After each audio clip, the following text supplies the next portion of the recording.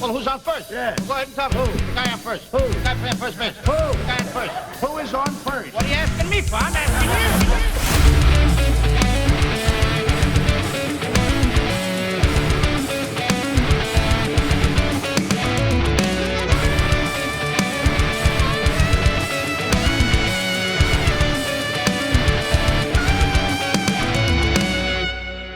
What is up, everybody? Welcome to this episode of Who's on First. Thank you so much for listening. Really appreciate you guys.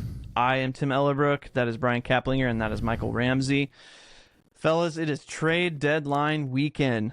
We've got so much to talk about, and it's going to be a lot of fun. But first, I think we should probably just talk about Tarek Skubal as a Dodger, just like the world predicted, and because of that, the world's coming to an end this year, right? Zombie apocalypse, baby. It's happening. Right? Oh, man, so much has gone on, and so much has just been talked about the end of the baseball season and everything. But I think it's worth really, really breaking it down and talking about. So I'm going to throw it to you guys. We're just going to jump right in. Give us a like, follow, and comment as we get going, and let us know your thoughts. So, the trade itself, the Detroit Tigers are sending Tarek Skubal, the left-handed starter, to the Dodgers, to the already elite roster, for a prospect package of Zahir Hope, River Ryan, who is a starting pitcher, and Brady Smith, who is also a starting pitcher. So the question, we'll just break it down and everything, get everybody's thoughts, but that happened, I believe, we're recording Sunday night, that happened, I believe, Saturday night in the wee hours of the night. What's your guys' initial thoughts? Michael, you got to go first on this one. Make sure I'm not losing my mind. Awful. worst trade probably ever. No, it's bad, man. I just don't know how everybody knew that the Dodgers intended to get Skubal and they were willing to pay whatever it was going to cost, and somehow still fleece the Tigers. It just blows my mind. Like, I just don't get it. They, it's not horrible. They got some okay players back, but how are you going to get not even the best prospect off the board from them if you're getting 3 prospects back? You've got to get more value for this type of player. The Hope kid was in the Michael Busch trade from the Dodgers and Cubs. So it's like, and he was the add-on piece of that trade. It wasn't even the big piece at that time. So not to say that kid's not going to be good, but if I'm the Tigers and maybe that's all the Dodgers were willing to offer, okay, I would have called a lot of other teams and told them beat this offer, because there's a lot of other teams that are sitting right here in the playoff contention. Chicago, Milwaukee, I guarantee you would have come up with some sort of package that probably would have beat that out. And New York, Boston, well, maybe not Boston. Boston's got a million pitchers, but they may have still been willing to do it. The Braves, call somebody else up. This is just, I don't know. I don't get it. I don't know how you go for a trade that's under the player's value when you've got a guy like Skubal. We're not talking this is a mid-tier pitcher. We're talking a back-to-back Cy Young pitcher who, even through injury, has been outstanding this year. And you're going to add that to the best team in baseball. Everybody knows they have the best farm system in baseball. This is where you get greedy and you want more. You make them throw in more to get this guy. It's not one of those that you can just be like, oh, well, it's not quite what we want. No, this is the one you get greedy on. This is the guy, the Casey Mize, that's the one, if you're going to deal him, that you're taking, well, that is what it is. The Skubal trade, you had to get a bunch for it. And like I said, everybody and their brother knew the Dodgers wanted him. Evidently, Detroit did not realize how badly they wanted him, but it's pretty wild. I can't believe they didn't wait till the deadline to add a little suspense to LA, make them pay a little more. Yeah, I mean, I agree to some on that. To me, it does seem a bit of an underpay. I don't think Detroit got as much as they could. I agree with you, Michael, on the sense of why not call some other teams and say, hey, this is the deal we have in place. The only way around that I can think of is the Dodgers just simply said, hey, the voodoo magic we have for the last couple years, we'll also transition that to you for 2027 if you allow us to get him for this price. Maybe that's, just something nobody's reporting on because there's no way to report about it. No, but in all seriousness, it's it's okay for a rental, but I think the name that's tied to the rental and Tarek Skubal, I think you're absolutely right. I think there are other teams that would have been more willing to offer a bit more, even for a rental price, because they know, or at least they seemingly feel like LA is going to be the team that you're going to have to beat anyway. So why not beat them out early with Skubal, and at least you have a fighting chance? Like, I think of Atlanta. Like, Atlanta has the prospect pool that could have put together a package comparable, if not better, than what they got. And now the only hang up for me is maybe Skubal went to, you know, Detroit and said, look, I'm really not going to be happy. Not that he had a lot of control in this, but I'm not going to be happy in any of these other places. Send me to LA, because that gives him the best shot at being in the postseason and playing for a World Series this year.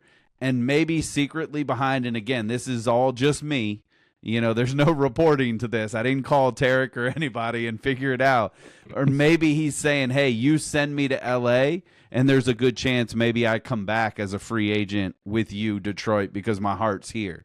You know, we don't know. They're players. Now, ultimately, I think he's going to end up wherever the biggest amount of money comes in for him next year. Yeah. But the reality is like there are some things like that. It just didn't seem to make a lot of sense on the quickness of the trade. We all knew the Dodgers were in, so why not just have them wait a little bit and see what you can get, unless all these other teams are just saying, hey, here's our best offer. This is what we got.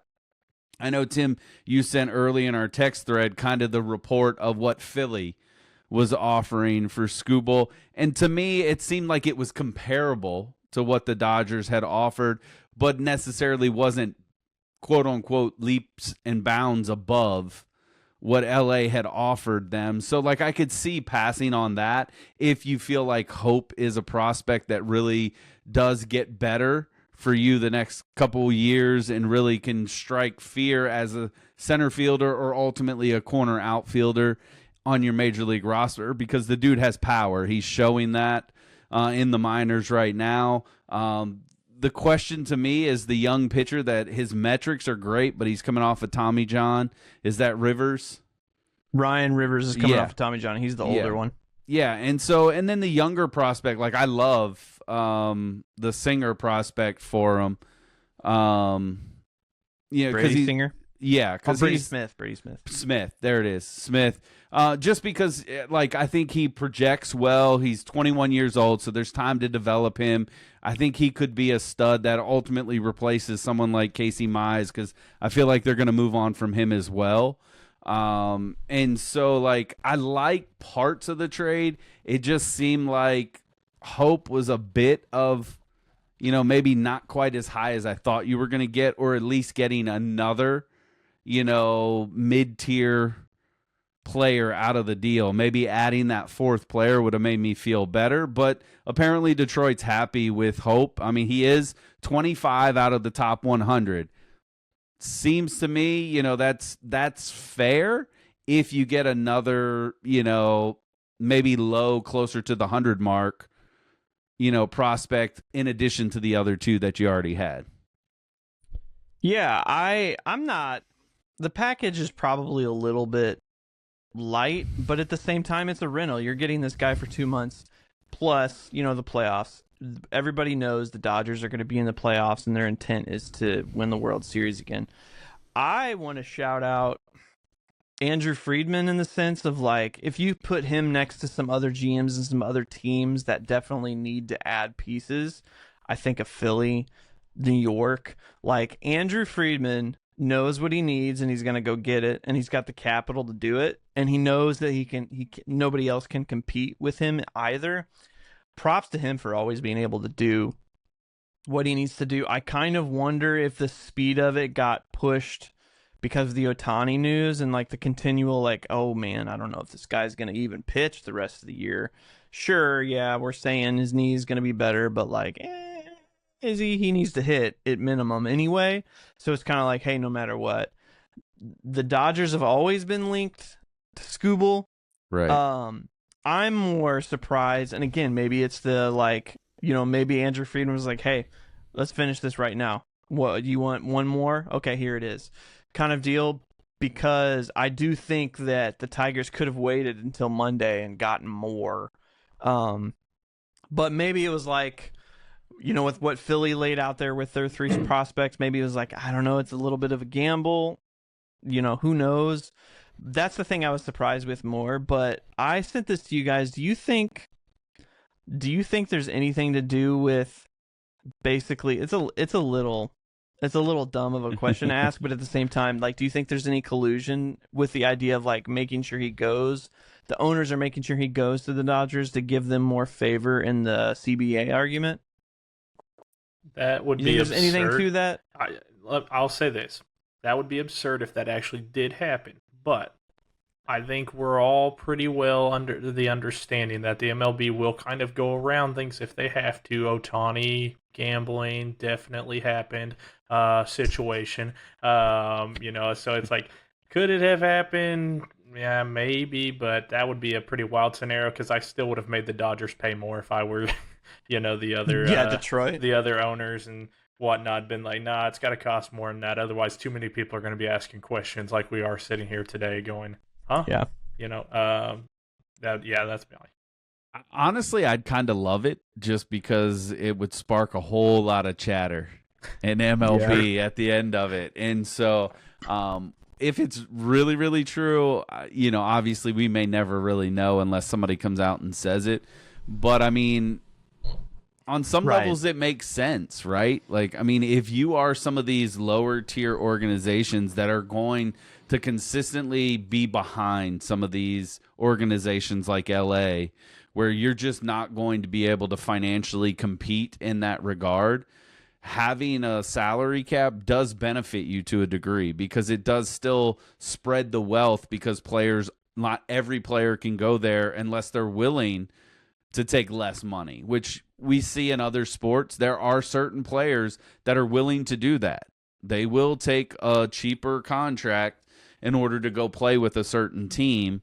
We see it on a small scale in baseball in some degree. Do I think it's a realistic thing? I would say probably, 20% of that is truth. I'm sure there are some owners that are like, oh yeah, let's have that conversation. But the vast majority, getting everybody on board with that, even the Detroit team and the ownership there, it'd be hard for me to buy on.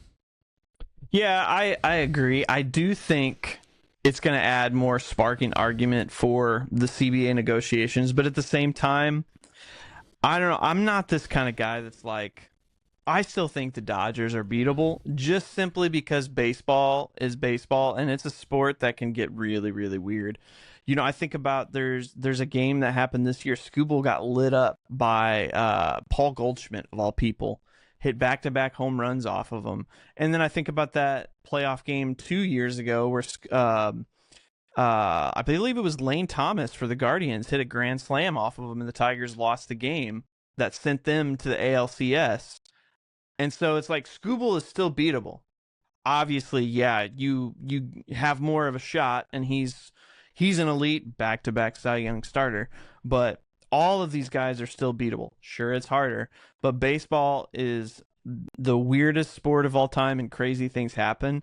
So would I rather have him on my team? Yeah, for sure, but that doesn't mean if I have him, he's not going to get beaten.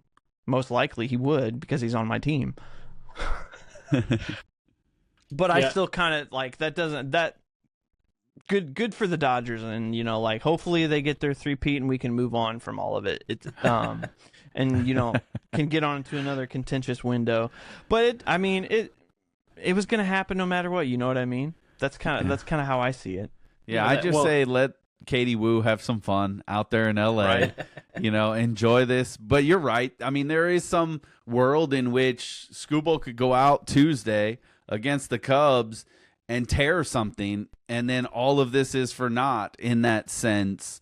So, baseball can be funny, but obviously the rotation that they've got, even minus Ohtani now for the rest of the year, it's a 1-5 once again of what we would consider number one starters for the majority of MLB. Yeah.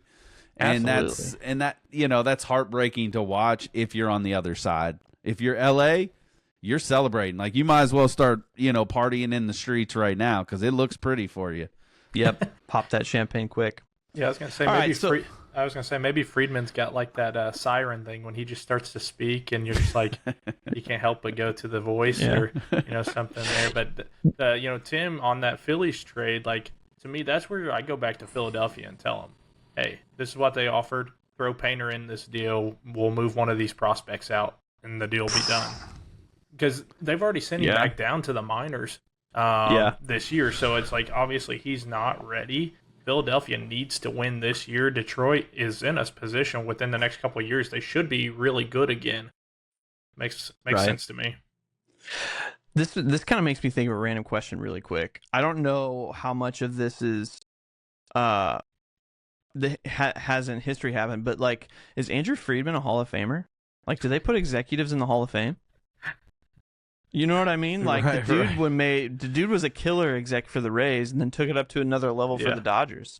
Yeah, he got a little bit more money and now he really makes it happen. Ridiculous. Good for him, Absolutely.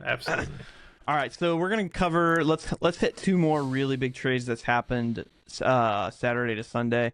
Let's go to the Tampa Bay and New York Mets one. So, Tampa Bay acquired Freddie Peralta from the Mets for infielder Emilian, and I'm so sorry if I pronounce these wrong, Emilian Petre, outfielder Aiden Smith, and starting pitcher Gary Gill Hill. What a name. Let's talk about that. What did you guys think about that one? That kind of happened sneaky, I believe, today, Sunday, as we're recording, right? Well, that to me tells me that the Rays were in on Skubal and quickly pivoted to make sure they landed Freddie. Because, I mean, like I said, Freddie's another one of those guys that definitely could have gone to the deadline, probably pumped the value up, but the Rays got on the phone immediately, made sure something happened to lock him up. So, I mean, the Mets are just trying to recover anything, of course, out of this. Right. But they gave up their number 3 and number 5 prospect to get Freddie before this season started. And then they got back like 3 prospects that are kind of like, okay, like they're good, but they're not like elite level prospects by any means. And so, like I said, they recovered some, but to me, this is another one of those guys that, like, if it goes to the deadline, they probably bump up, the package slightly. So that to me tells me the Rays were more serious on Skubal, and that they pivoted really quickly to Freddie to make sure they locked him up, because the rest of the starting pitching out there is either, on a different level from where we've seen, Freddie's ceiling. And obviously the Rays of all teams can probably pull that back out of him. Or 2, it's one of those things that they feel like they need to get this done because there's just no one else out there that can, pitch on their level that they need to go make a World Series run. Yeah, I mean, to me, this is a definite win for Tampa Bay. I think the Mets did, like, if I was rating it, I'd give them a B. Like, I don't think there's anything necessarily wrong with the trade. There's not this stellar return, but some of that is Peralta's not having a stellar year. Yep. So you have to temper your expectations. And if there's any organization outside of LA that could potentially get Peralta back on track, it's going to be Tampa Bay. I heard reports and rumors that there was a world in which he headed back to Milwaukee because he pitched so well there. So, for me, I'm glad he's not in Milwaukee. I'm glad he's down in Tampa Bay. And I think he's going to have a fine bounce back for these remaining couple of months for them. And then because they just know how to work that, he gets to slot in with some really good pitchers already down in Tampa Bay. And so the weight comes off because he's not necessarily going to have to be the star there. We talk about it a lot, whether it's in Miami or now Tampa Bay.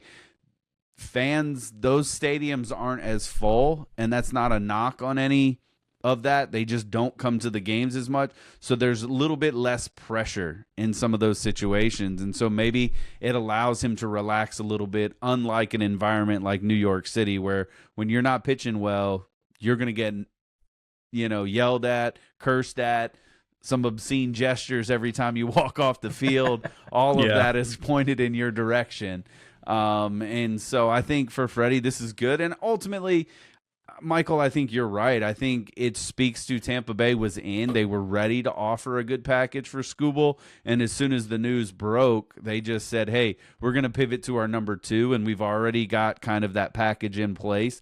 It almost screams to me that they had been on the phone with the Mets prior and saying, hey, if we could get Peralta, would this package suffice? And the Mets are like, yeah, if you write it up, we'll sign it type of deal. So as soon as they heard the Dodger news, they're like, all right, let's get him. Let's lock it up. At least we have unknown before the heat of the trade deadline kicks in. Because I don't know if Tampa Bay's done, because they still have some options with the prospects. So they could still be adding a couple more pieces and not really, slowing down as much as it gets closer to the deadline.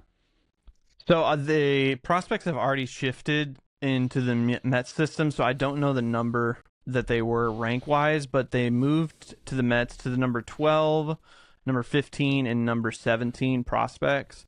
Aiden Smith is definitely the heart of the package. He's got a 60-grade run tool and a 60-grade arm tool, so very much he's an outfielder. Very much it's the most Rays thing I've ever seen.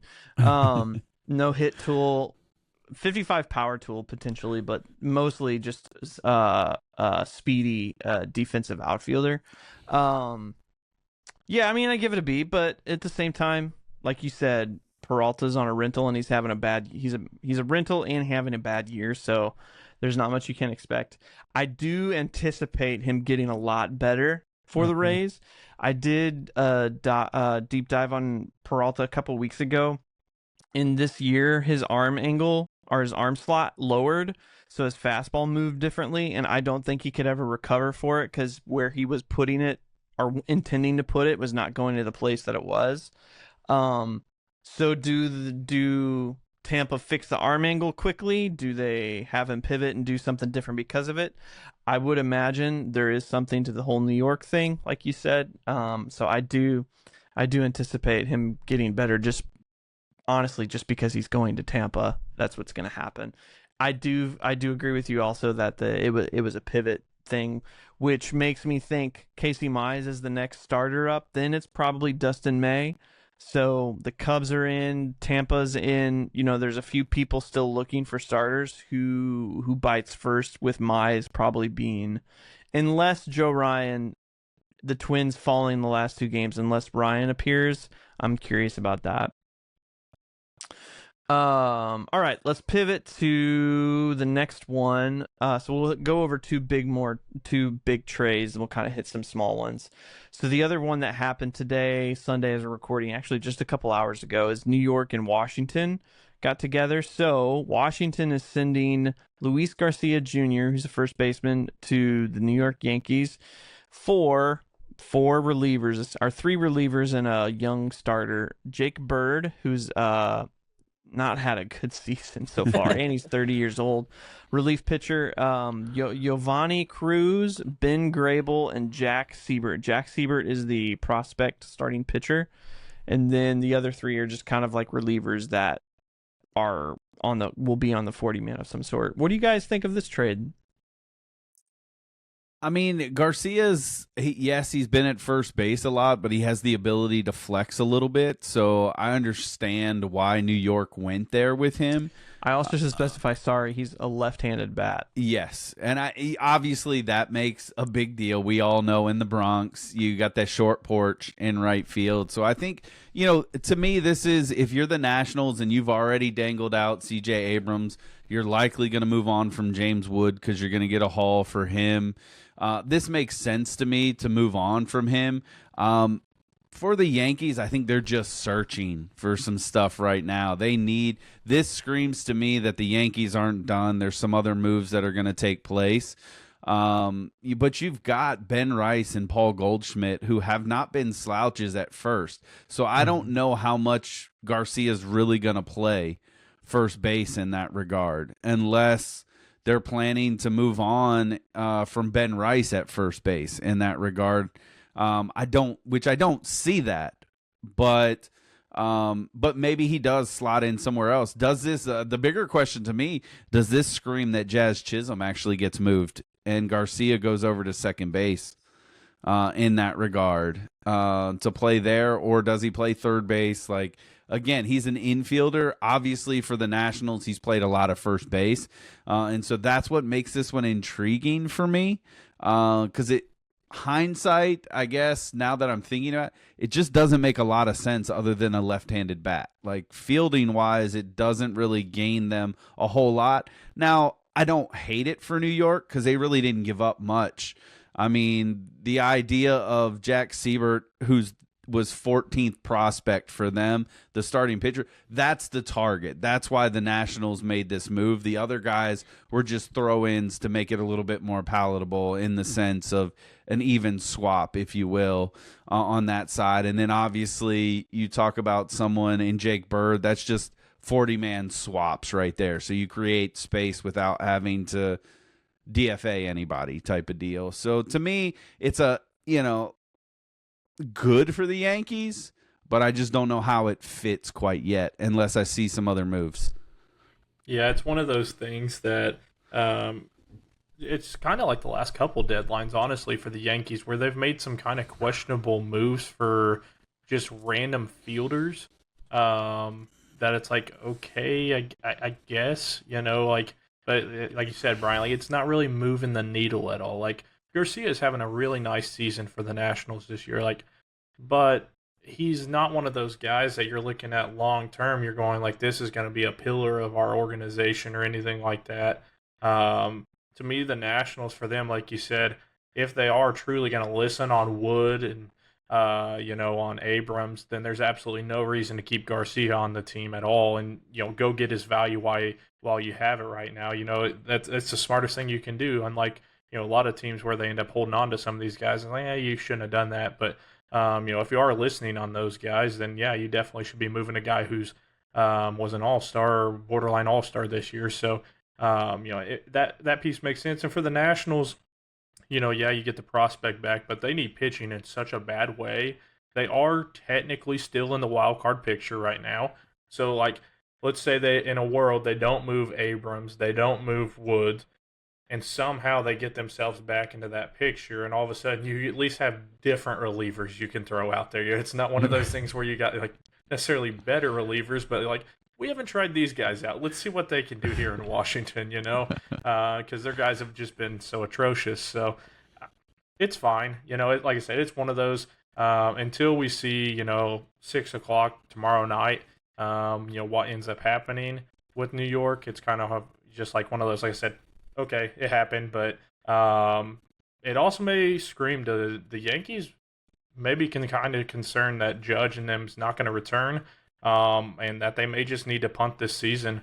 Go make a move, see if it keeps them competitive and can get them into the playoffs, but nothing that's going to blow up the team by any means or hurt their future. So, yeah, it's going to be interesting to see what happens by 6 o'clock tomorrow. If something else happens, obviously that's big news. But if not, it's also kind of big news because that kind of tells Boston and some of these other teams the Yankees come September maybe packing their bags up and ready to head to Cancun. So, from the perspective of the Yankees getting a bat, I really like this ad. That was really funny, by the way. I really like that. This is, Lefty, the short porch is going to be great. He doesn't strike out at all. Always puts the ball in play. Has a horrible chase rate, but always makes contact. I kind of think, this is just my opinion, I think this makes Ben Rice a permanent DH. Until Stanton comes back, which we don't even know if he's coming back this year. That guy's been invisible. His name's been invisible in the media for, 3 months now? So it kind of screams to me, Garcia is not the greatest defender, but he's a better defender than Ben Rice is. So it kind of screams to me that they're going to do the whole Milwaukee thing and just have a permanent platoon at first base and just Ben Rice DHs full time, because Ben Rice's numbers against lefties aren't horrible. They're not as elite as they are against right-handers, but they're not bad. So I would imagine Goldie and Garcia will rotate at first. I'll give I listened to this interview with Michael Kay a couple days ago, and I did think it was interesting as far as the Yankees and the deadline. If Like, if the team doesn't think realistically that Judge makes it back at all, then that they shouldn't even participate in the deadline because they can't win the World Series without Aaron Judge. So why try? So I'm going to be interested to see that. Like, the Yankees are always moving, and they're kind of like, they're not as much as San Diego is, but they're always needing to make a move and trade. Like, their fan base and their organization always expects to be in the playoffs and be contending. So it's weird to see the Yankees stand pat, which obviously they made a move, so they haven't stand pat. But I do agree with what Michael K said. Like, if Judge isn't going to be back, not realistically, then why participate as much, because they definitely can't win the World Series without him. But at the same time, you never know. The playoffs are really weird. This is a no-brainer move, and honestly didn't cost much at all because they wanted to get rid of what's his name? I'm blanking on his name. Bird. Yeah, they wanted to get rid of Jake Bird completely. They couldn't stand that guy. He's not great. And then the 3 prospects they gave up they ended up in the system for Washington in the 20s. So like 26, Siebert's number 14, Ben Gable's number 26, and Giovanni Cruz ended up number 30 on the prospect list. Giovanni is in the majors right now. So you get 2 relievers with Bird and Giovanni Cruz. And then you get potentially 2. I actually think Ben Grable, out of all of them, is probably the ceiling guy. His fastball is graded at 70, so he's got a great fastball. He just doesn't have much else, so he might end up being just a reliever, but we'll have to see. I like the move as a Yankee because it didn't cost you anything, and you got Luis Garcia's numbers and metrics this year are outstanding. He's having a great year, and he's probably going to get better as long as the whole New York thing doesn't go over the top of his head. So I like the move for the Yankees. All right, last one. Actually, I'll just give you let's do a couple quick hitters. So basically, my question for you guys: which one of these moves the needle a little bit more? So, New York Mets and Minnesota Twins made a trade. They got relief pitcher AJ Minter for a few prospects so Minnesota got AJ Minter, and the New York Mets got a few prospects. Chicago White Sox and Seattle made a trade. The White Sox got Luis Castillo. Seattle got Sir Anthony Dominguez and prospects Nolan Jones and catcher Boston Smith. And then Atlanta and Kansas City made a trade. Atlanta got outfielder Lane Thomas, starting pitcher Bailey Falter. And then Kansas City got starting pitcher Lucas Braun and Carter Holton, which are a couple prospects. Which one moves the needle more for those to you guys? Michael, go for it. Yeah, that's a great question. First off, shout out to Seattle for actually being able to move Luis Castillo and get multiple pieces back in the deal. That's kudos to them on that because I did not think that was happening. I don't know. Those are all really just kind of strange deals, to be honest with you. I'll go with Seattle's the value that they're getting back on the back end of the Sir Anthony Dominguez trade. I think could be a big benefit to them potentially if they are able to get into the playoff picture. Guy's got a lot of experience and at times has had some pretty electric stuff. So if they, Seattle was another one of those teams that seems to be able to figure out pitching. So maybe they can kind of mess with some of his stuff or, if I remember correctly, his year has actually not been as nearly as bad as it'd been the last couple of years. So I would say that's the deal just because of being able to move off of Castile and also landing 3 pieces back. Like I said, Sir Anthony, he's a piece that definitely could be a, something this year that could benefit them. And then, a couple prospects, that's a nice piece too. For the White Sox, they get some potential upside with Luis Castillo as well. Castillo at times has been an elite starting pitcher, and for them, they don't need him necessarily to be elite, but they need him to just be average, be good, and to add a veteran like that to that team that is extremely young, I think is a nice piece to add for a team that's right in the mix of the playoff hunt. Yeah, I would say the highest upside is probably the Castillo deal for the White Sox if he figures it out. If he's the same Castillo that's been in Seattle, it's not really going to move the needle for me. To me, the winner, obviously, in those three is Atlanta. I like what Atlanta did in getting Thomas and Falter in that regard, because it solidifies a need for them. They needed extra pitching, so they got that. Falter's not like tremendous. He's not going to be, 1-2, maybe a 3-4, but it gives them depth there that they severely need, and we know they need outfield help bad. And at least until some of their guys get healthy. And those are two veteran players that I think can fit in Atlanta. They're going to be able to play their roles pretty well. And so for me, that just solidifies Atlanta at least making moves to hold on to the NL East, because they're starting to kind of get back in that rhythm that we saw that they had at the beginning of the year, and they just need some defensive help. And like I said, we've known for a while they need pitching. I don't think they're done getting pitching, and so I think this was just kind of the starting process of that. So I misspoke. Nolan Jones, who was in the Chicago-Seattle deal, is an MLB outfielder. He's just kind of a fourth bench outfielder. Yeah.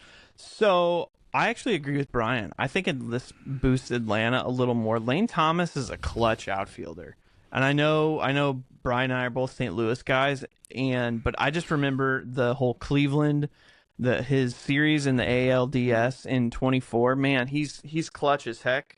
They need help, and with Dubon potentially being able to stay in the outfield more, Lane Thomas, at least against lefties, Lane Thomas is a killer outfielder for them. Yeah. I think I like the Minnesota deal a lot, just simply because it didn't cost Minnesota anything, and they got a bullpen arm. I think it's kind of funny because they pretty much gave up all the bullpen last year in their fire sale, and they're needing to get some back. But it didn't cost them anything. Man, you can tell the Mets are just like, dude, we got to get rid of everybody.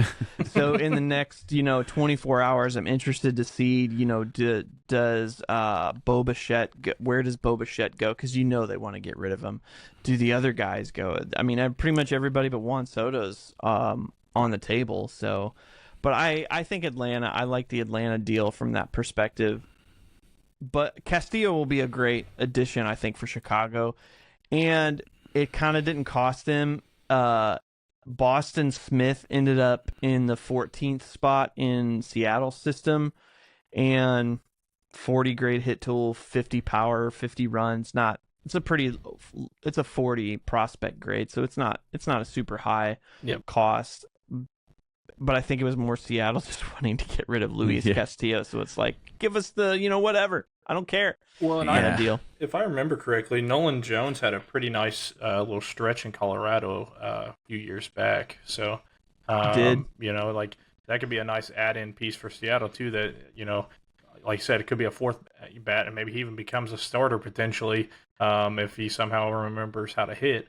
Because Seattle desperately needs guys to score some runs. I don't know, man. It seems kind of if you go to Seattle, you don't remember how to hit, unless you played last year.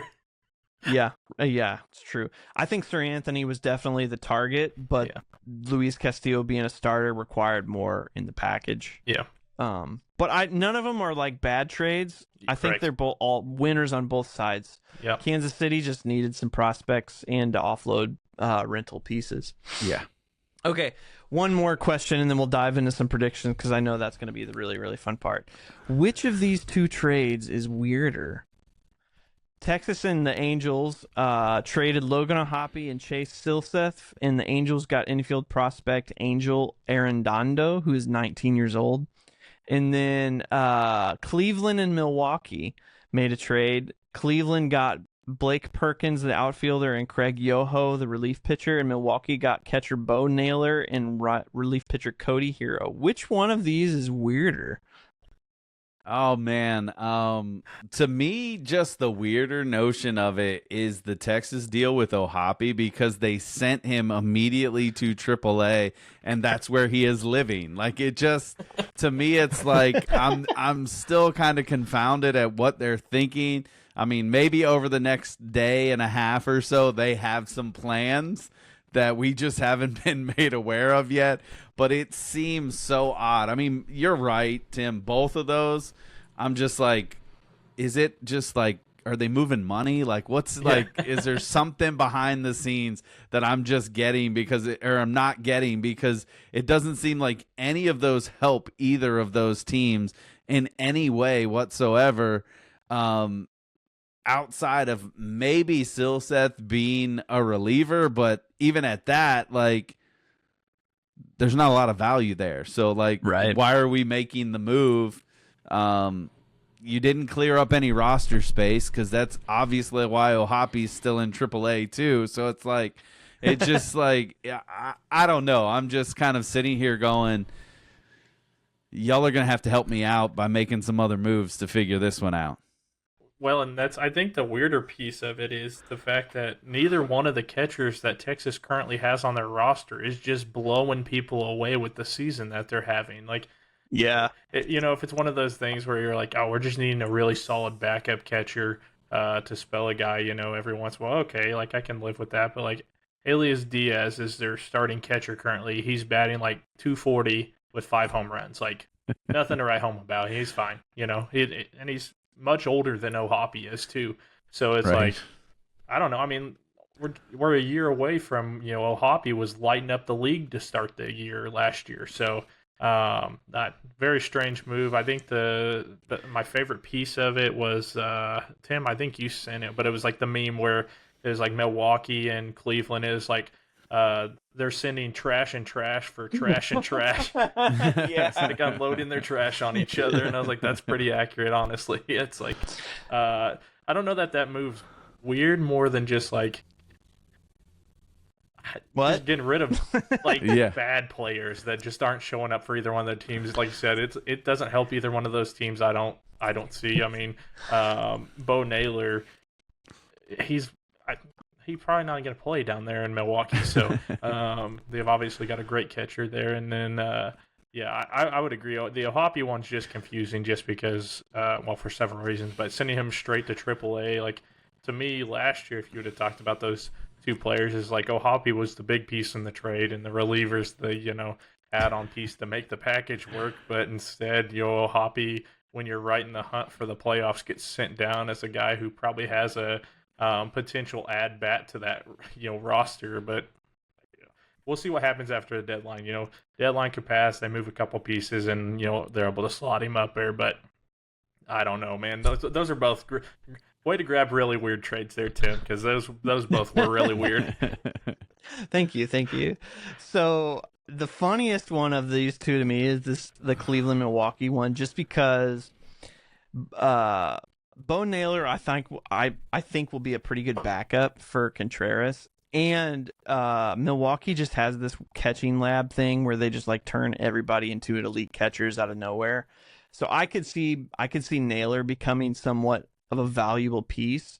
He was having a great half of a season last year, so there's potential there. But the funniest thing to me is Cleveland fans responding to Blake Perkins coming, because if there's one thing that Cleveland has always been desperate for, it's offense.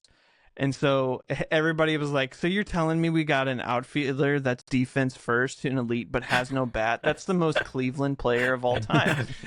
So it's like, of course we can never get a player that's a good bat. He's got to be a great defender that can't hit. That's who we acquire and who we get. And I'm like, man, that's the most Cleveland trade of all time, is acquiring defense first players.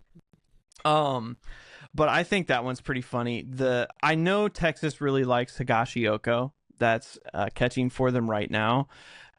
And so I could see a world where O'Hoppy does something that they have him do down in the minors, and he comes back up and he's not a good catcher, though. Like, he's just bad behind the plate and with a good bat, not a good framer, not a good pitch caller. I thought Mozeliak's words in his interview about why they traded O'Hoppy was pretty interesting, about how basically we don't think he's a good catcher and he can't help these young pitchers and call games for them or anything, so they didn't trust him at all. So it's like, is Texas going to put him in a different position? Where does that go? I could see that happening also.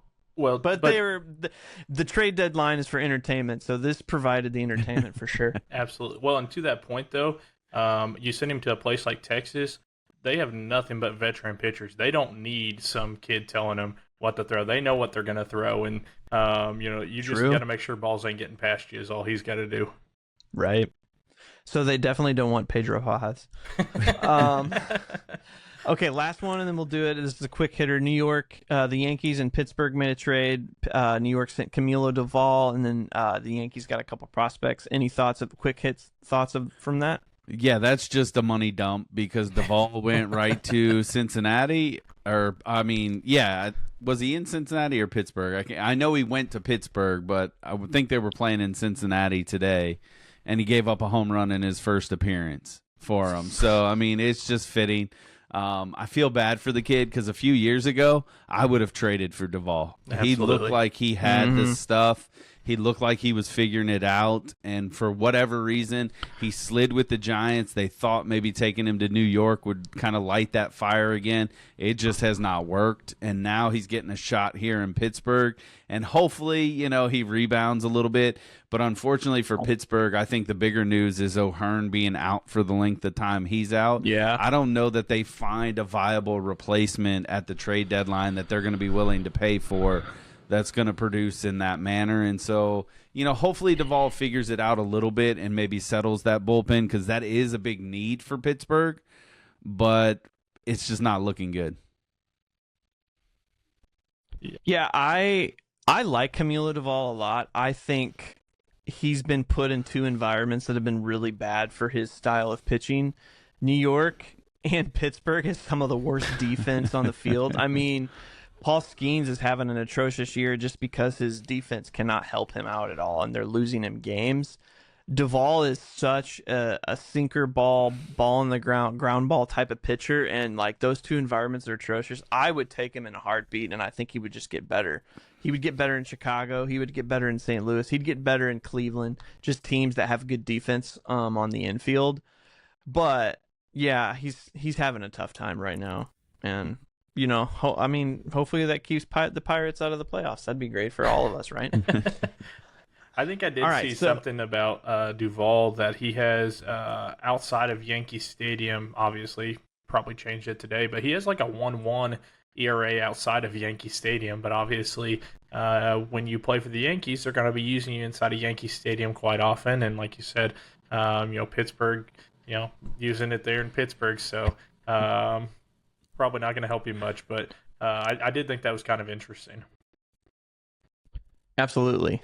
So something I think would be kind of fun is we're going to do some trade predictions and everything instead of just kind of going predict each other what's going to happen, which we can do that in a little bit. I thought it would be kind of fun for each of us to pick a team and what we know this team is a buyer. What move do they need to make? What move do we think they're going to make this year? So do all of you guys have yours prepped? So I know, Michael, you're doing Philly, I said, right? Yeah, I'm still working on one, but I got okay. the other one. Yeah, so Brian, are you doing first. Houston? Mm-hmm. Okay. So yeah, let's start with you, Brian. What do you think for Houston? What moves are they going to make to make them better, or are they going to sell? Where you sit. Yeah, I think there is a couple. Like I proposed a couple deals that I think one where I think it helps Houston. I think both of these deals actually help Houston. I think it helps them obviously in getting some pieces that they need for this year. And so the first one I'll propose, and as funny as it is, it's with the Cardinals. I think they've got a good pairing with the Cardinals. And my thought was this, and then you guys can rate it for me, is I have Lars Nootbaar, Jojo Romero, and Jimmy Crooks headed to Houston for Spencer Arringhetti and Cole Hertzler, who's in the minor leagues. So we're getting Arringhetti, which we desperately need in St. Louis starting pitching. He started to slide. He started the year off really, really well, has kind of hit that middling. He's not showing that elite stuff that he once had in Arringhetti. So this allows them to move forward because they get an outfielder that they can put in right or left field depending on what they choose to do with Jordan. If he's truly going to become that DH and just specifically focus on DH, it gives you an outfielder. We know Lars Nootbaar can play center. That's not the ideal spot for him, but he has the ability to play center for you. I think JoJo will give them an opportunity to replace what they're going to lose in Hader because they're going to be able to move Hader. It's going to force them to eat a little bit money, but it gives them a strong lefty in the bullpen that they can work with. And then Crooks gives them the flexibility, whether he is a backup catcher or if they want to move Diaz, he can become a viable piece right there behind the dish. And I think what St. Louis gets in return, they get 2 starting pitching. One's a prospect, one we know what he's going to be, and I think it's quite viable. It's a little bit probably in favor of Houston if you look at it in a evaluator mode, but I think on paper it matches up well. I'll let you guys jump on that one first. Tell me what you think. Michael, you go first. Well, first off, I don't want any world in which Spencer Aaron Getty's going to be potentially in, just for the potential upside that kid has. But I think it's a smart trade, at least definitely on the St. Louis side, because you guys do have some elite catching prospects coming up. Crooks is, I think, he's got some major league value, but I don't know that he's going to be an elite starting catcher by any means. Lars, obviously, there's, everybody and their brother knows that the St. Louis is trying to move him. It's just time, it's one of those things, and it brings a lot of upside for Houston, because Nootbaar at times has been an excellent hitter. And, if he can bring that type of hitting down there to Houston, a team that somehow has clawed their way back into the division, like they do. I don't know how they do it, but they do it every year. And, so you bring in a definite, add value bat. And then JoJo, even through the Cardinals' struggles over the last couple of years, JoJo's been pretty solid pretty much the whole time. Obviously, everybody has a couple of down games here and there, but JoJo's a really nice piece to add to the back end of that bullpen, when they need it. It's probably a fair trade, I would say, but it's a trade that I hate because obviously I don't want a guy as talented as Aaron Getty potentially being in the division for several years to come. But it's probably a fair trade. I think I would shoot this down if I was Houston, just simply because I think Spencer Aaron Getty would demand something bigger than Crooks. I think the other 2 pieces are actually pretty decent to add to it, but to give up a starter that has that much of a ceiling probably demands something bigger. And I would say no to this simply because of who I'm going to say, but like Leo Bernal would be a person I probably would, if I'm Houston, to say like, hey, no, I want this guy instead, which St. Louis would say, no, we're out. Right. Type of deal. I know Houston needs left-handed outfielders really bad, so I think Nootbaar has more value for Houston than it would most other teams. So I do think that probably is on your side more, but I think it would cost a little bit more just because Aaron Getty has so much control and he's got a lot of high upside, and just starters cost so much money. Sure. Young starters, young controllable starters cost so much money. But I do think it's realistic, but I think it would cost St. Louis something else that would probably hurt a little bit more. Maybe not Joshua Baez, but maybe someone like right below him in level, whether that's Tanner Franklin would be a no, but somewhere in the 10 range, 5 to 10 range on our prospect list. Now that you're saying that, I'm kind of curious. I want to see like who that would be. Maybe Senja instead of a catching prospect. I would probably take that deal. If you're talking Nootbaar, Jojo Romero, and Senja for Spencer Aaron Getty, would you take that deal? Yeah, I would take that deal in a heartbeat. Yeah. I wouldn't say no to that. I think so too. Need to get Bloom on the line. Tell him to cook that one up. Is there any other things for Houston that you think they're Yeah, due or this need? is the other one that I think, and this one's probably, if it were for me, this is probably more realistic than the other one. Even though I do like Nootbaar in Houston, I think it's a big fit. I think there is a world where the Red Sox and the Astros get together and Paredes heads over to the Red Sox. And in return, what the Astros get is Jarren Duran, Kyson Witherspoon, who's a prospect, and then Giovanni Moran, who is just a relief pitcher. that I think Boston would be willing to part with that would even things out a little bit. Boston's probably getting a little bit better of the deal on this side with how Paredes would play in Boston because of the short porch and left. He's a pole guy, gives them an infielder that can play third or second base if needed, and it gives them that right-handed power bat that they've been looking for to maybe go alongside Wilson Contreras. I like that. Yeah, I think that's definitely possible. I would agree. Cool. Yeah. I'm going to say. Michael, do you have anything for Philly you want to go through? Yeah, I mean, just off the top, going through your trade simulator, it's interesting. Odell's value is not as high as I would have expected it to be. And so they did a swap with the Angels for a minor league pitcher that actually has higher value than he does. But I think that's definitely a deal that Philadelphia is going to do. It's a deal for sorry, the kid's name up. Moses Chase. So he's a left-handed relief pitcher. And I have Joe Adell going to Philadelphia in the deal. And I was still working on the package for Zach Neto potentially going to Philly. I saw that one getting floated around a little bit, and they said that one's going to hurt, obviously. But it's a deal that they think that they're willing to make, just strictly based off the fact that Philadelphia is all in, and it's probably going to cost Painter and some other pieces. But I'm still working on the value costing the same that Philadelphia is actually going to be willing to make that deal.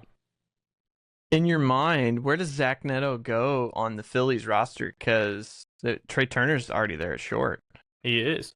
So that's Bryson Stott is not a piece that I think that they have to have at second base, or they potentially are willing to move Neto over to third base as well. Just for the aspect of they've made it very clear that Alec Bohm is not a piece that they love, and they've made that pretty clear for the last 3 to 4 years. For whatever reason, they've never traded him away, but it's not a piece that they're in love with. So Neto would be like a piece for the future. I'd probably see Stott, I would say, become a utility guy the remainder of the year, would be my guess. And then Alec Bohm gets moved in the offseason, would be my guess. Or Stott, obviously, that could also be the move. But one of those two are going to be getting moved off the infield because obviously Turner, you just can't move his contract off. I'm sure they'd be more than happy to get a better shortstop, a better hitter at this point too. But they're kind of stuck on that one.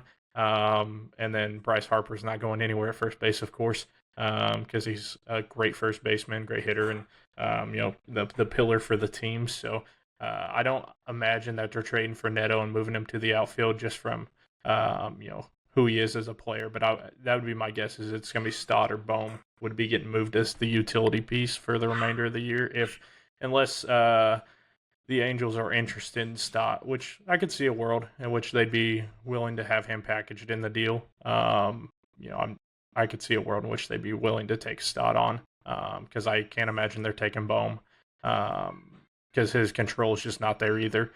He's he's coming out of arbitration here soon, and there just seems to be some issues there with him as a player. So, I don't know. I tried to put a Mike Trout one together, but nobody likes that. The money is really tough to work for Mike Trout.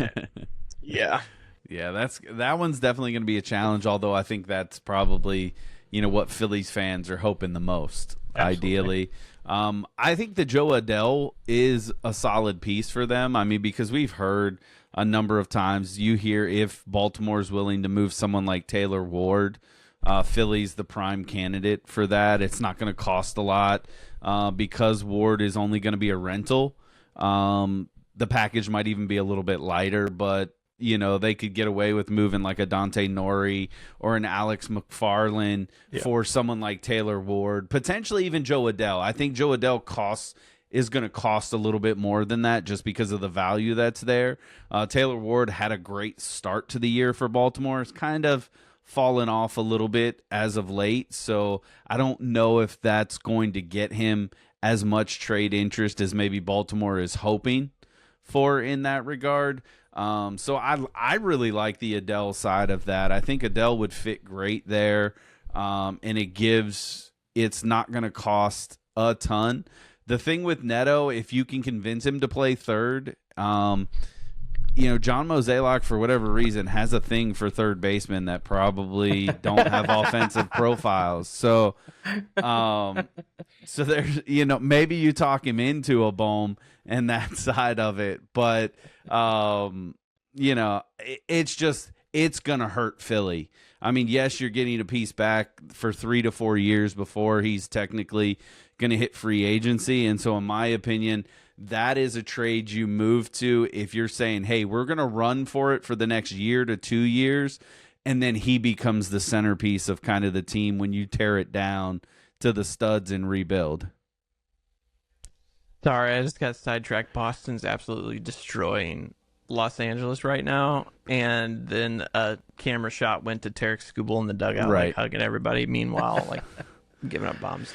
I do agree the Joe Adele piece is a phenomenal get. I think Philly probably makes that move. Yeah. They've been trying to get outfielders for the past 4 months, and they're all getting hurt. By the time the next season rolls around, they might have too many that they got to get rid of. But man, that's the very, very worst part of their offense. Joe Adele's got a lot of upside, and honestly, he's probably going to be pretty cheap. He's probably not going to cost that much. On the other side, if I am Philly, I say no to the Zach Neto thing. If I'm the Angels, I say no because I don't need any of those old pieces. I need teenagers and 21-year-olds for my roster. But I do think the Joe Adele piece happens. I think that's a pretty good solid prediction and makes them better because he's a decent defender. He's had probably the highlight of the year from the beginning of the year, but right. He's got a lot of upside because he took a big step forward last year. Yep. So I decided to fix the Cubs this year. So I'm really curious, Michael, what you think about this. So I'm going to go acquire 2 more starting pitchers for you guys because I know that's pretty much the part of your roster that's just in need of help. The first one, I don't know if you're going to like it because you've already made a trade. I'm gonna go give the Mets another call, and I'm gonna go after Clay Holmes. Okay. I think he's a better starter than Peterson, and he's got another year of control as well. But I'm giving them someone like Pierce Copella and maybe James Triantos, I think is how you pronounce his name. Yeah. They're very, very low level, down in the 20s prospects. Yeah. Clay Holmes doesn't have a lot of value attached to him, minus the fact that he's got a lot of control. He has yet to have, what is his max in innings, 130 or 140? Yeah. So I believe he is he on the injured list or coming off the injured list right now? Getting ready to go make his first rehab start. Yeah, so you're trading for an injury so far, so that comes with its own dip in value as well. But honestly, when Clay Holmes is on, he is very, very solid. Yep. The second one, I'm not going to go after Casey Mize for you guys. I'm going to go after Reed Detmers. So I'm going to give the Angels a call, and I'm going to send them. This is going to hurt a little bit. But I believe, let me find out, 1 second, let me find out how much control the Angels have before I tell you this. So they are in the AL West. How many years does Detmers have on him? Looking really quick. So where is he at? He's a free agent. I'll just go ahead and tell you. He's a free agent at the end of the season. Yeah, he's a 2-month rental. Okay, unless he re-signs. I mean, there's a world in which he would re-sign. Right. Okay, so that changes my package a little bit. I didn't realize that. I have Owen Aries and Josiah Hartshorn going, but that seems kind of high for a rental. Yeah. So it's probably one of those guys in a low level. I'm going to probably choose Owen Aries and maybe Brooks Capel for Reed Detmers. What do you think about those 2 moves? The Mets move, the Cubs brought Triantos up recently to kind of show him off a bit. He's done okay, it's fine. It's one of those pieces that I think it was one of those, we're bringing him up just to say, hey, kid, you made it to the majors, and see if, maybe you hit a couple home runs and bump your value a little bit. But he's definitely an add-in piece to some sort of deal. So I'm not saying no. I don't know that the Cubs are excited to go get a guy who's already hurt, considering that's the reason they need starting pitching so bad, is because all their pitchers are hurt. But I agree with you. Clay Holmes would be a really nice piece to add when he's healthy, and on. He would be definitely a really nice piece to have. The Detmers one, I have seen several trade proposals for them, and one, I guess it'd be interesting to know what Mozeliak's thoughts on doing a deal with Chicago is, considering, the history. He's not really trading much with Chicago. And I would say, you got something, No, Brian? I take that back. I was doing some research. Detmers is controlled through 28, so you get him for an extra year. I was like, I think he may have 2 years left, but Yeah, you get him So he's a free agent in 2028.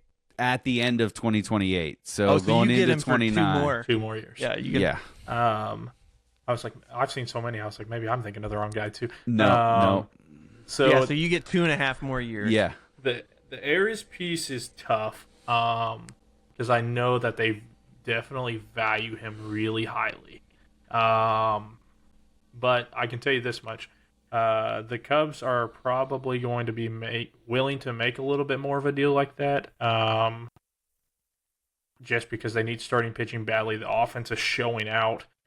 This Dodgers series should be interesting. I wish it was happening last week, or happened last week. Yeah, I'm sure Jed Hoyer's sitting there thinking the same thing. I wish it happened last week so we could see how we can kind of, compare with them anyways. But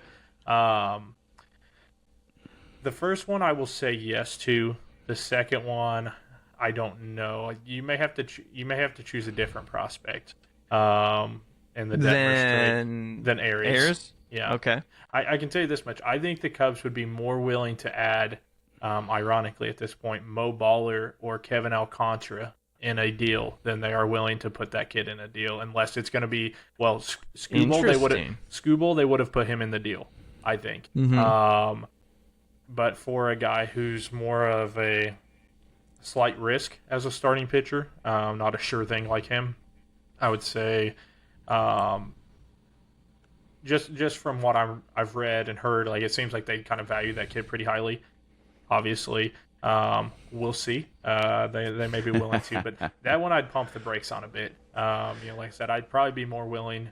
If it was in my opinion, I would throw Mo Baller in there without question. I love the kid, but the Cubs don't have a spot for him. He's not really going to be a catcher, so he's going to have to be a DH somewhere. But he definitely has some upside as a hitter, especially if you can take him to a more hitter-friendly park. Now, obviously, the Angels ballpark is not necessarily one that you think of as like, oh, this is the most hitter-friendly park. Cincinnati, maybe if they did a deal with them, that would be more of a guy. But I think they really like Kevin Alcantara, but they brought him up and didn't use him basically at all. He's doing great down in AAA. He's got like a 40-game on-base streak going currently down in AAA. So it's like the kid's basically, he's major league ready.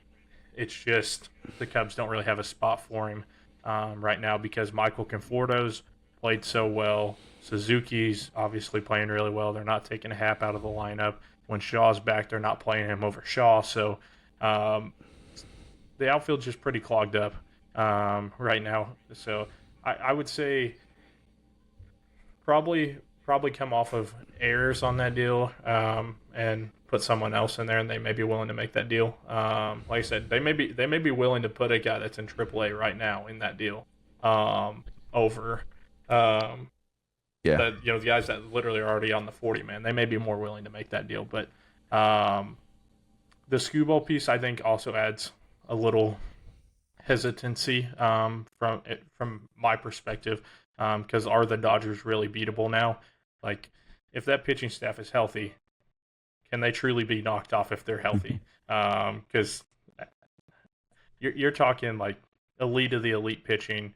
You're talking Yoshi is like their third or fourth option on that team. That guy's had one of the best runs in the playoffs we've ever seen last year. So, It's not bad. No. I'm probably pulling. I probably would do the Clay Holmes one. But I would say probably it would have to be someone else in the Detmers deal. I will give you one, same team, but a different pitcher than Detmers, that I think the Cubs would go for. I think if you put Jose Soriano on the board and it was someone like Kevin Alcantara, Jackson Wiggs, which I wrote this one down, and then some other lower level prospect, I think the Cubs would make that move because then it gives them a piece that they need as far as a starting pitcher that has had a great year to this point this year. You get more than just a rental. He's another one that is controlled through 2028. So you're getting, but the cost isn't going to necessarily be there. One, because he's not a lefty, but two, he's only done it for this year. You haven't really seen a lot from that. And so that's why I think someone like Kevin Alcantara does become the centerpiece for that. You have to be willing to part with him because that's what the Angels are going to want back. As the centerpiece, and then a couple other smaller pieces. Like I said, the Jackson Wiggins one, that's, it's not great, but it's, it's doable. And then another lower level piece, I think, would get it done. Wiggins is one of those arms that they've really wanted to come up for the last couple of years. He's just not been ready. And so I can definitely see that world happen. Like if I'm sitting here today, I would rather probably have Casey Mize than either one of those guys. Why though? Because Mize is a rental.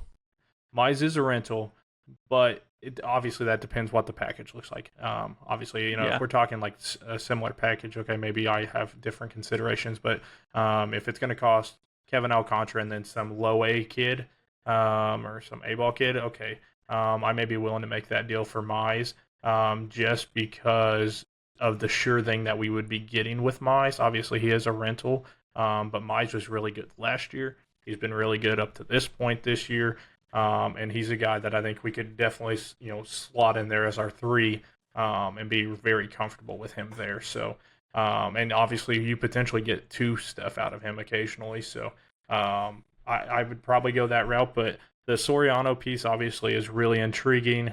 Is this just has a random great year, or is this like his legit stuff? And that'd be really interesting to see. But I could see that deal happening for sure. I kind of like, now that Brian mentions it, I like Soriano more than Detmers because he's probably cheaper, but I think he's going to pitch better for you guys just because your defense is that much better. Like the Angels' defense is atrocious. Correct. And Soriano's got that sinker movement type thing, and I think it plays better in front of you guys. And it would be cheaper. I do find it interesting, though, that you're wanting to protect Aries more than Josiah. Josiah is your number 1 prospect right now. He's number 9. I mean, he's 19 years old, and he's in high A. Is it because Aries is in AAA and getting ready for a call-up, I assume? Yeah, I'm just hearing his name on a lot of stuff more than anything. Yeah. That's why. He's your number 3. The reason I put him in there is because the Angels need a catcher because they just got rid of theirs. Right. Yeah. So I think true. That's why they want Mo Baller. Yeah. Right. They said he's not a major league catcher, but they could use him for the rest of the year there. Yeah, this is gonna hurt, but I think Milwaukee ends up landing Detmers. I think they have the prospect pieces to pull that off for LA with the control that he has. And so I think, unfortunately, it's going to hurt Milwaukee too, because I think they're going to have to put in someone like Cooper Pratt, their shortstop prospect, in the deal for the Angels, which is going to hurt significantly for Milwaukee. But I think the short return of having that left-handed pitcher that then they could also pair with like Harrison and Mizorowski, I think does create a lot of upside for someone like Milwaukee. So I don't think Cooper Pratt would be on the table. They just signed him to a deal. They gave him like 8 years. I agree, but it may not be him specifically, but it's going to hurt to that level. Yeah, sure. I see what you're saying. Well, now that we're on that, I don't mind the move. I don't think it's Cooper Pratt, but I think it would be somebody else. But let's throw some predictions out that we they're maybe a little bit more realistic than the ones we say, although some of them are actually really good. So I'm gonna do. Actually, no, Michael, you got one, a prediction that you want to throw out there? Yeah, I actually had one. Is ironic. We kind of talked about it earlier. In a world, if Arizona makes a move for a pitcher, I think they go to Kevin Gausman, ironically of all people, because they seem to like older pitchers. And I think it's going to cost them Drew Jones in the deal, and then Mitch Bratt. The numbers worked on those guys. Drew Jones has not ascended like we thought he was going to. Still got a lot of good stuff, obviously. His dad's a Hall of Famer. And so I think there's still a lot in that kid. But Kevin Gausman is a guy with a ton of postseason experience and actually has shown up in the postseason too. So not just a guy who's pitched a lot, but he's actually a guy who's shown up. And that is one thing Arizona could desperately use is some starting pitching that will be able to actually go out and throw 6 innings, cover up a bit from the pen. They have obviously some really nice young pieces. Gabby Moreno's kind of seemed to find his form again. And obviously Corbin Carroll and some of those other guys are great. Ketel Marte. So I have Kevin Gausman heading down there to Arizona. I like that. That's a good one. Yeah, I don't hate that at all, and I think Arizona would jump at that pretty quickly. I'll throw one out there for you. I have the Phillies acquiring Luis Ariz. Ooh. Going to second base, and as funny as it sounds, he's going to be a bonus defensively for them, right? That's crazy. And now whether Philly would actually do this might be a little bit too steep of a price, but they have a catcher in Eduardo Tate that the Giants, I think, would be in love with, and that might be the asking price right there, and that would be a tough pill for Philly to swallow. But if Philly's all in, this gives them that second baseman that really could help them. His bat, obviously, it plays. He doesn't strike out. He gets on base. He's always there. And in front of Harper and some of those other guys, that is going to become critical in the playoffs, and if they can push a stretch run on that. And so that's why I'm going to throw this one out there, because I think it makes a lot of sense. It allows them to get somebody that's a little bit more defensive-minded, and it blows my mind that I'm saying that about Luis Ariz. But it is this year, it is truth, right? He worked on that all off season, and he has been a phenomenal defender this year. And then that bat in Philly, I think, is just going to enhance that lineup all the more. I was going to say. See that? I kind of see his defense lapsing, leaving San Francisco, just because of the whole Ron Washington thing. But maybe it does stick. That's a very real possibility. Maybe he learned those skills and he can keep it. That sounds really bad to say, but I don't knock that one, because that would help Philly out for sure, and maybe it would please Harper. Maybe we'll see, right? Right. Like you said, Brian, that bat, as far as you don't need power. Ironically, Philly is like, if they're going to get power, it's going to be from an outfielder. They don't need it from their second baseman. They need somebody that gets on base like crazy in front of Harper and even Bohm at times, and some of those guys. Like, those guys can bring the power when needed.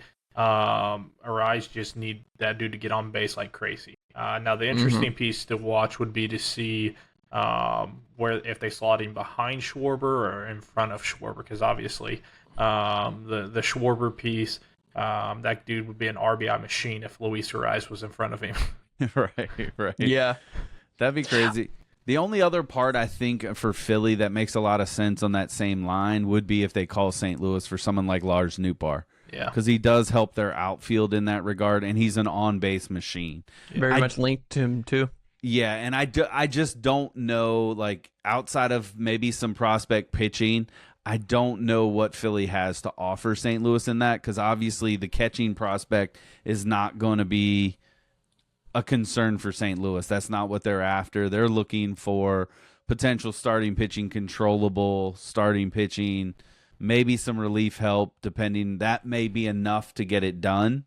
So that would be another interesting one to kind of look at from Philly's perspective. I would say if I was St. Louis and Philadelphia, 2 points on it. I don't know how much control Nootbaar has left, if any. Year and a half. Okay. If Philadelphia is willing to throw Painter into that deal, would you guys be willing to give up one of your other higher-end prospects in that deal? Man, that's a tough one. It would depend on who that prospect is. I think there are some that we would be willing to part I'd ways give him with. Jimmy Crooks for him. Realistically, though, honestly, we could use one of the catchers to if Bernal? if Philly was looking for that. Yeah, I mean, Bernal's not going anywhere. Yeah, I think I could see, Crooks could potentially be a part of that, and then that may free up Philly to go and make another move using Tate to dangle out there to get something else. Maybe I don't know how the money works. I haven't looked at that side of it, but there may be a world where they can get a Rise and Nootbaar. Yeah. If Crooks is part of the deal. That's definitely something to consider in that. I don't know that Philly's necessarily going to go for it, but I mean, maybe they have some plans. And if you're talking about Nootbaar and Crooks for Painter, I'd probably be in on that because that gives us a lot more potential upside than anything. And as much as I don't think Crooks is bad by any level, I just don't think he's been able to play consistently enough because of the experiment with Ivan Herrera behind the plate. It's kind of hampered some of that consistency for him. But I don't think he's better than Bernal, and I think the Cardinals are eyeing Bernal as that center catcher. I think if there's a world, and I'm not trying to derail this completely, if there's a world in which Burleson gets moved, I could see them trying to transition Herrera to first base if he is on the team, and then Bernal comes up immediately to really start taking the catching role and get adjusted to catching these pitchers. He's going to see some of the same pitchers he's been catching already because they're definitely going to be bringing some pitchers up. We already saw Matthews. So there's a lot of opportunities, I think. But I think this matches up for Philly really, really well. They need people that can get on base in front of some of these big hitters. And Arise and Nootbaar are probably the two biggest names on the block that are going to do that consistently for you. Yeah.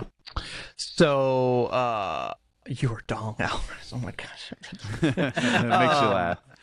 Hey, Cubs. I just saw a note. So Patrick Mooney, Cubs are linked to Jose Soriano, Reed Detmers. There you go. Look at that. We know baseball. We know ball. So I'm gonna make two predictions. Main one I'm gonna make is Hunter Goodman. I think Hunter Goodman gets moved, and I think he goes to the Red Sox. I think they will shell out whatever it takes to get that position. I also think Bo Bichette gets moved to the Red Sox as well. Ooh. All right. That is their right-handed infielder. They can put him anywhere because he pretty much sucks in any positions and it doesn't matter. I don't think it's going to cost the Red Sox that much because he's so expensive and costs and has so much money. I think the Red Sox take all of the money, so it doesn't cost them much capital at all. And I think because he goes into Fenway, the park is so much better. I think he's going to end up hitting better anyway. Him getting next to Willie, just, whatever. Willie makes everybody better. The interesting piece is Duran's got to go somewhere. And so I don't know how. I have yet to figure out how they move him because there's no way Colorado's taking Duran and a rental. They don't need him. Maybe they put him in the outfield. Just whatever. And Red Sox send money with him for it. But I do think that's what Alcantara. Arias will go for Hunter Goodman. Or I could also see a world where the Red Sox send Marcelo Meyer and a couple other maybe that one kid that they kind of signed to a deal. I'm forgetting, not Cam Smith, but oh man, what's his just lost Christian his Campbell? name. Yeah, Yes, Christian Campbell, yes. like Marcelo Meyer, Christian Campbell, so much control, so young. And Colorado could use them as well. But I think Hunter Goodman goes to the Red Sox. Yeah, I got no argument with that one. I think that'd be a great spot for him. We all know Boston's looking at catching, and I think they may entertain calling St. Louis about Ivan Herrera, but I think St. Louis is going to want way too much. Yeah. And I don't think they're going to be willing to pay what St. Louis is asking for someone like Herrera. And I don't know that it fixes their catching problem. That's the thing with Herrera. So I think you're spot on with Goodman. I think he goes there, and he's not like this elite defensive player, but he plays it well enough that he'll be all right. And that bat plays greatly in Fenway for them.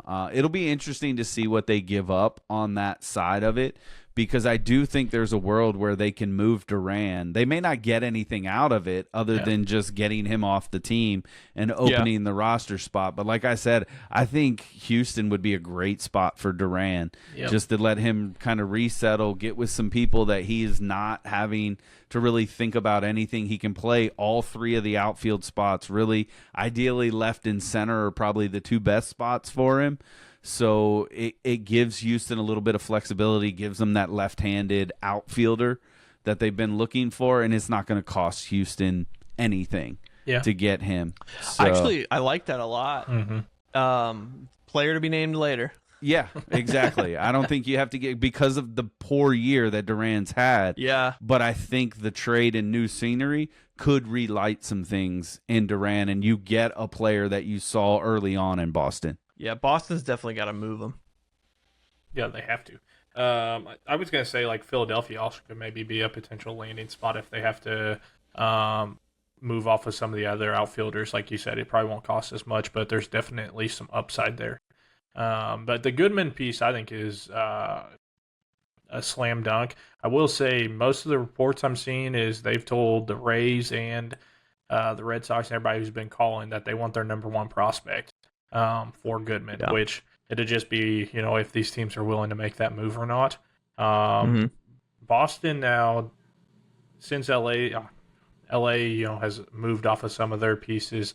Boston probably has some of the most capital kind of sitting out there. So it'll be interesting to see if they would be willing to. And like you said, they've got some pieces that we've actually seen in the majors already that they may be willing to move that we wouldn't have necessarily expected. But obviously, like you said, Colorado's not going to want anything to do with him. So maybe they bring Houston in on the deal and make it a 3-teamer and just send us back some cash or something if you're Colorado. But I think that's probably a slam dunk if you're Boston, because there's few places where you're going to send Hunter Goodman that you're like, he will rate just as well as he's been doing it as he was in Colorado as Boston. Mm-hmm. The other piece I can think of, so Arias they're gonna need to get something for him. He's got a crazy amount of value. He's a top 10 prospect in baseball. Yeah. The other one that Arias is linked to is CJ Abrams, which has got, I think, 3 years of control. I think he starts arbitration next year. I could also see that. But I for some reason I see that less because they've got decent infielders and they've got a lot of them. Boston does, but their catching is atrocious, and I think Hunter Goodman fixes so much more for them. And Goodman's got so much control too. And the right-handed stick in Fenway would be pretty solid. Yeah. Tim, I think go ahead. Go ahead, Michael. I was gonna say, you go. Tim, I think that Bishop, he's kind of got glossed over, but I think that would be a huge value add potentially there, because like you said, if I'm the Mets, I'm just trying to move off that dude's contract, and Boston is one of those teams that can just eat the money if they want to. I'd say, we'd be willing to eat that. We're not giving you anything else back in this deal that's worth anything, but we will take him off your hands. And then the deal that you just made for Curtis Mead, that you gave up a major league talent, is not just seemingly like, what were we doing? Because you just traded for another guy to put in the infield. Okay, it didn't cost us any other prospects or anything. We're fine. it was just money and money. Boston, you can figure that out. But I think that would actually be a huge piece to add because you could see what Bregman did there last year. Bichette could definitely do that. The same type of thing there. And as the Cubs have seen with Peterson, something up there in New York is just super toxic right now. And he talked about like it's crazy what a difference it makes when 40,000 fans are booing you versus 40,000 fans are cheering for you when you're walking in, and they're your own fans. So you move Bichette to Boston, and the fans are actually pretty happy to see the guy. Maybe he all of a sudden starts hitting again. Now, obviously, if he's not hitting, it's going to be probably louder in New York. But yeah. And I mean, Boston was linked to him in the offseason as well. They didn't go as hard as Philly. I know he's pretty much close to signing with Philly. Yeah. But yeah, he's kind of turned his season around a little bit. He's put himself at a league average bat, which means his second half so far has just been that good because he was just atrocious. Yeah. But I could see that. I could also see it not happening because he has so much money attached to him. Yeah. And for some reason, I kind of see him opting out of his deal and not taking it, even though, I mean, it's $40 million to be miserable. Or, I mean, maybe Boston he loves it in Boston and does well, and he's like, yeah, I want $41 million to stay in Boston. Yeah. So that there is a risk attached to that for sure, but I know the Mets need to get rid of him, so it's not going to cost anything. Yep. Yeah, no, that to me that's good, but I'll give you one, and this will be the final one for me, and we can close out on this however you want to do it. But this is probably a 30% chance that it actually happens, but that would rock the baseball world, and that is Fernando Tatis Jr. going to Boston. Seriously, think about it. They've been playing him at second base. He was a shortstop when he came up by trade. We know he has the ability in the outfield. He's the right-handed bat that they're looking for. This second half, his power is back, and that bat becomes electric in Fenway. The fans are going to love him. You pair him with Willie, and those two personalities, brother, are going to light up. It's going to be like playing in the World Baseball Classic right there in Fenway all the time with those two personalities and bat flips on walks, let alone home runs. So, I mean, to me, that puts Boston right there as potential. They can pivot and run with LA if they can pull off something like that. I mean, Bichette would do that, I think, from a batting perspective for Boston. And it's probably not going to cost them. That's why I only put this at 30%. Tatis is going to cost them. They're going to have to give up Aries and some of those other prospects to get that moved, but man, would that be fun. That's what, like I said, that's just, I'm gonna throw it out there because I like to stir stuff up a little bit there, and I give it a 30% chance. But if you see that name pop across the screen, you better believe I'm calling it in, saying I predicted that one. I'll post it. Brian's to the point of just wants to see Tatis anywhere but San Diego. I do. Honestly. I think he is wasting his amazing career. I mean, ideally, he needs to come to St. Louis, but I know that that's probably even a lower percentage. I would put that at like the 5% mark. So I've kind of let that one go. Yeah, I'd say if San Diego hadn't won 6 of their last 7 games, maybe there was a world in which they're talking. But San Diego now is, we're probably going to watch Preller work some of his magic in again tomorrow, and Mason Miller's not going anywhere, and he's going to send 100 prospects away to go get some random player on that team. But Tatis, he's probably getting Hunter Goodman. Honestly, Boston would be a pretty fun spot to watch Tatis light it up. I mean, yeah, it would be if we're honest, and they could finally go back and make up for the Mookie Betts trade and bring in a guy in like that, because they haven't had anybody with that type of talent on that team since then, and Tatis is probably the closest thing to that. And like I said, worst case scenario, even if he's not hitting home runs, he could probably put a ball through the Green Monster. So that'd be pretty sick. Right. I would sign off on that trade. That sounds fun to me. Why not? And he's not coming to the National League. As Angels in the Outfield would say, it could happen. And at this point, Boston's sweeping the Dodgers, so then maybe they're not even good. So the Skubal trade doesn't even matter anymore. Doesn't even matter. Technically, he hasn't pitched yet, though, so that could be the whole Yeah, game that's true. changer. Yeah. Well, I think that's going to wrap it up because we'll probably get wilder with the most unrealistic trades possible. But make sure everybody to turn on your Jeff Passan notifications because the next 24 hours, or when you hear this, the next 8 hours are going to be legendary entertainment in the baseball world. So let us know your thoughts in the comments. Like some of the trades that we laid out, what you think. Lay some of your own out. That would be pretty awesome. We really appreciate you guys, and we will see you on the other side of this crazy trade deadline.